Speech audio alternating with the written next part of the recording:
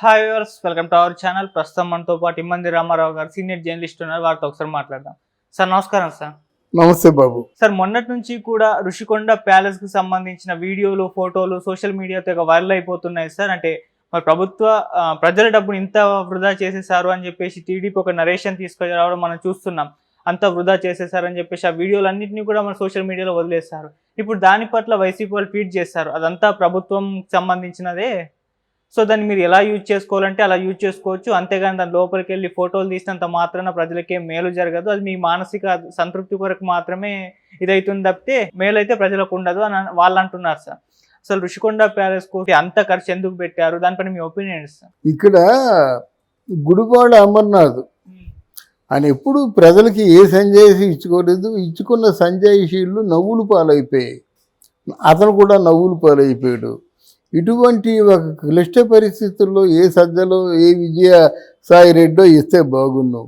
వీళ్ళు తెలివిగా వాళ్ళు తప్పించుకొని ఒక్కొక్క సబ్జెక్ట్ని ఒక్కొక్కరికి హ్యాండ్ ఓవర్ చేస్తున్నారు, వాళ్ళు మాట్లాడుతున్నారు. అక్కడ గుడివాడ అమర్నాథ్ అనేవాడికి ఏమీ తెలియదు. అసలు ఋషికొండ అది ప్రభుత్వానికి స్వాధీనంలో ఉండవలసినటువంటి కొండ కాదు, అది ప్రకృతి ప్రసాదితం. అంటే భీమునిపట్నంలో ఉన్నటువంటి సముద్రం ఏదైనా పోటు వచ్చినప్పుడు తిరగబడితే అడ్డంగా ఉంది వైజాగ్ వెళ్ళినంత వరకును. అది ఋషికొండ. ఒకటి చారిత్రక ప్రాశస్త్యం ఏంటంటే ఋషులు తపస్సు చేసుకునే కొండ కనుక దానికి ఋషికొండ అని పేరు పెట్టారు. అక్కడ మట్టి ఎర్రమట్టి, రెడ్ హిల్స్ మాట, అంటే కైలాసాన్ని పోలినటువంటి విధంగా ఉంటుంది. అక్కడే మెకన్నాస్ గోల్డ్ షూటింగ్ కూడా చేశారు. కైలాసాన్ని పోలినట్టుగా ఉంటుంది. తర్వాత బౌద్ధుడి కాలం నుంచి ఆ ఋషికొండకు ఒక ప్రాశస్త్యం ఉంది. ఋషికొండ అంటే దాన్ని కలిసే ఉంది తొట్లకొండ. ఆ తొట్లకొండలోనూ బౌద్ధుని ఆరామాలు అక్కడ నిర్వహించారు. బౌద్ధుని ప్రచారాలు కానీ, బౌద్ధుని తాలూకు భక్తి ప్రపత్తులు కానీ, ఇవన్నీ కూడా అక్కడ అసలు ప్రపంచం అంతా బౌద్ధమయం అయ్యే పరిస్థితి వచ్చినప్పుడు ఇక్కడ కాదు, ప్రపంచవ్యాప్తంగా అలముకుందన్నమాట. అప్పుడు ఇక్కడ అమరావతి ఒకటి, ఇక్కడ భీమునిపట్నంలో తొట్లకొండ. ఇది చారిత్రక ప్రాశస్త్యం. అలాగే సైంటిఫిక్గా ఈ కొండలు ఆ సముద్రానికి అడ్డుంటాయి కనుక దాన్ని ఎవరు డిస్టర్బ్ చేయరు. అలాగే ఎవరైనా పెద్దవాళ్ళు వచ్చినప్పుడు, టూరిస్టులు వచ్చినప్పుడు, అంటే మన దేశం నుంచి కాదు, ఎక్కడైనా విదేశాల నుంచి వస్తారు కదా, వాళ్ళు పెద్ద వాళ్ళు ఉంటారు. అప్పుడు ఏదైనా ఒక చిన్న టూరిస్ట్ బంగ్లాలాగా ఆ రోజుల్లో కట్టింది ఏంటంటే ఏదో చిన్న మూలనే, కొండ గుండెల్ని చీల్చేయలేదు, కొండకేమో బోడుగుండు గీయించలేదు, ఒక సైడ్ మాట. ఎవరైనా వచ్చి రాత్రులు నిద్రపోవడానికి ఆ రోజుల్లో లక్షల్లోనే ఖర్చు పెట్టి చేశారు. అది మరుగున పడిపోయింది. మెయింటెనెన్స్ ఎవరు మెయింటైన్ చేయటం లేదు కదా. ఆ రోజుల్లో టూరిజానికి ఎంతటి డిమాండ్ లేదు.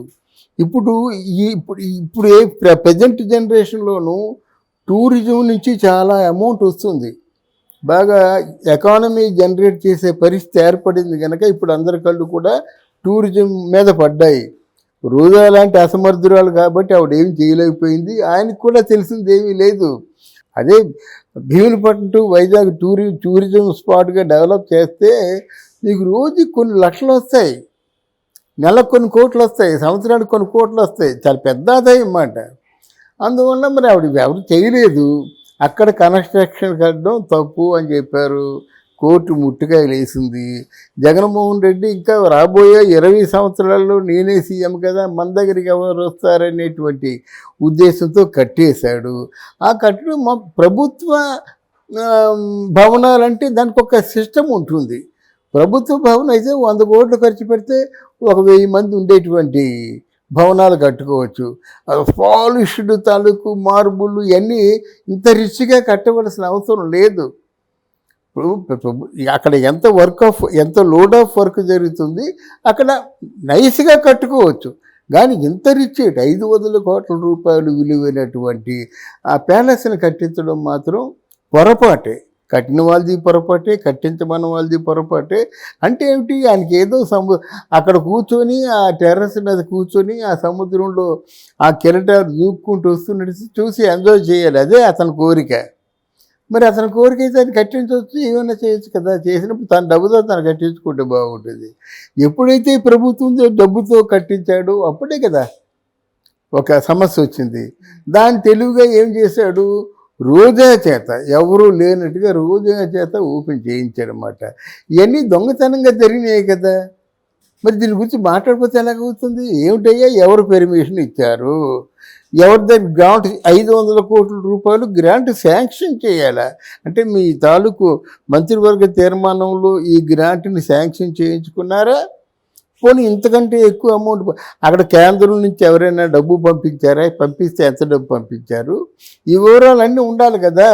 తర్వాత ఏమో అంత పెద్ద బంగ్లా కట్టేసి ఎవరికి తెలియకుండా దొంగచాటుగా ఎందుకు గృహప్రవేశం చేయించావు? ఎన్ని 1,00,000 క్వశ్చన్లు వస్తాయి, ఆ క్వశ్చన్ల సమాధానం చెప్పాలి.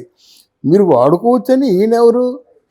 ఇది చెప్పడానికి ఈయనెవరండి? గుడివార అమర్నాథ్ దేవుడు చిన్నపిల్లడు చెప్తాడు, ఇది ప్రభుత్వ భవనం, ప్రభుత్వం వాడుకుంటుంది.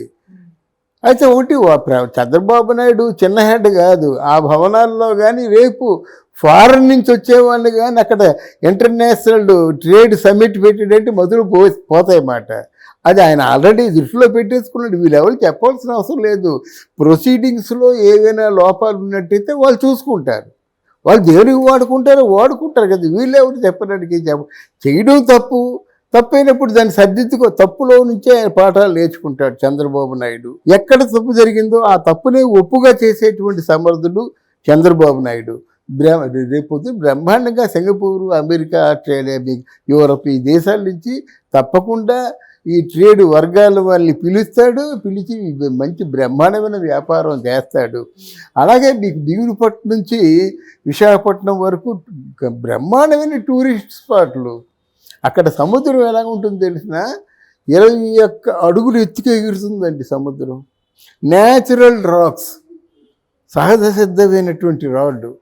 ఆ రాళ్ళల్లో శిల్పకళా రూపాలు.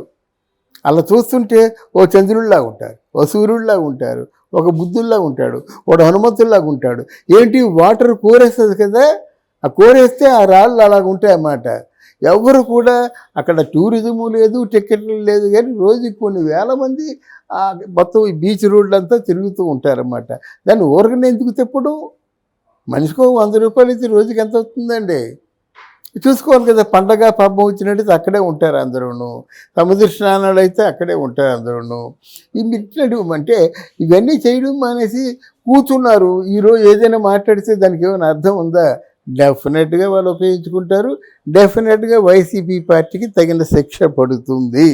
అలాగే ఎవరైనా పెద్దవాళ్ళు వచ్చినప్పుడు, టూరిస్టులు వచ్చినప్పుడు, అంటే మన దేశం నుంచి కాదు, ఎక్కడైనా విదేశాల నుంచి వస్తారు కదా, వాళ్ళు పెద్ద వాళ్ళు ఉంటారు.